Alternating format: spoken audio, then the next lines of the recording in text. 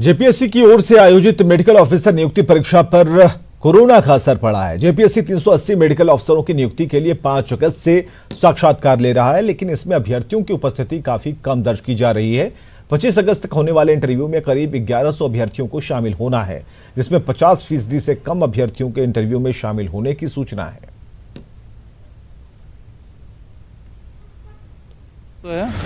जिसमें आज का लास्ट इंटरव्यू के लिए 70 आदमी थे, तो 70 में से अराउंड 50% आए हैं हम लोग वेरिफिकेशन के लिए, और इस हिसाब से हमको लग रहा है उतने ही रहेंगे कल इंटरव्यू के लिए भी।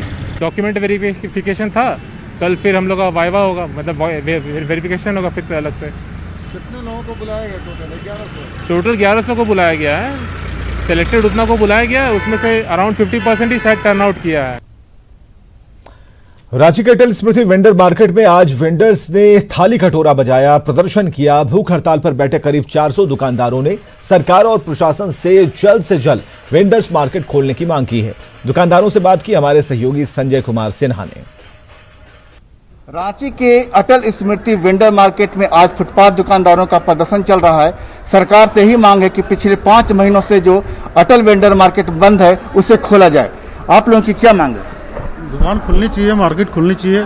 बहुत हम लोग का हालत खराब है। 5 महीने से बैठे हुए हैं हम लोग, 5 महीने से व्यस्त है, सब कर्जा कर करके खा रहे हैं।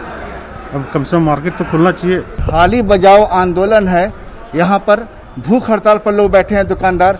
सरकार से देखिए मांग है कि कर्ज लेकर जो अब तक घर बार चल रहा है उसका सिलसिला जल्द खत्म हो और उनकी दुकानदारी शुरू हो। क्या कर रहा है प्रदर्शन? क्या सर, हम लोग 5 महीने से बैठे हुए हैं। हम लोग चाहते हैं कि मार्केट जल्द से जल्द खुल जाए और हम लोग कारोबार चले लगे, रोजी रोटी चले लगे। किस चीज का बिजनेस करते हैं? चप्पल जूता का बिजनेस करते हैं सर हम लोग। जो फुटपाथ दुकानदार हैं वो जगह जगह पे यहाँ पर उनको दुकानों का आवंटन किया गया है और सभी लोग उसी जगह पर बैठे हैं जहाँ उनकी आवंटित दुकानें हैं और वहाँ पर सभी की अपनी दुकानें, कोई कपड़े का किसी का बिजनेस है, किसी की चप्पल दुकान है, किसी का कोई और बिजनेस है। आपकी मांग क्या है और किस चीज का बिजनेस करते हैं आप? हम कॉस्मेटिक लेडी आइटम का दुकानदारी करते हैं, और जिसमें कि बहुत दिक्कत हो गया घर में, बाल बच्चा को लिए तो मतलब अगल बगल से कर्जा भी मांग रहे तो नहीं मिल रहा। हम लोग का 5 महीने से दुकान बंद है। हम लोग का आर्थिक स्थिति बहुत ही ज़्यादा खराब हो गया है। सरकार और प्रशासन से ही कहना चाहते हैं हम लोग का मार्केट जल्द से जल्द खुलवाने का कष्ट करें। सरकार, प्रशासन, निगम में बैठे अधिकारी या हमारे जो शहर के पार्षद से लेकर के मेयर तक सभी जनप्रतिनिधि से मेरा सवाल है कि 5 महीने से हमारा व्यापार बंद किया हुआ है, लॉक किया हुआ है। सरकार बताए हम क्या खाएं, हम कहां जाएं? कहाँ खाएं, कहाँ जाएं? तारीख पे तारीख गुजरती गई, आवेदन पर आवेदन दिया गया, लेकिन कुछ नहीं हुआ। इनकी मांग है कि यहाँ जितने भी लोग हैं डेली कमाने खाने वाले लोग हैं, लिहाजा उनके सामने भुखमरी की स्थिति पैदा हो गई है और इनकी एक ही मांग है कि जल्द से जल्द अटल स्मृति वेंडर मार्केट को खोला जाए। कैमरामैन संजय सिंह के साथ संजय कुमार सिन्हा, न्यूज 18 रांची।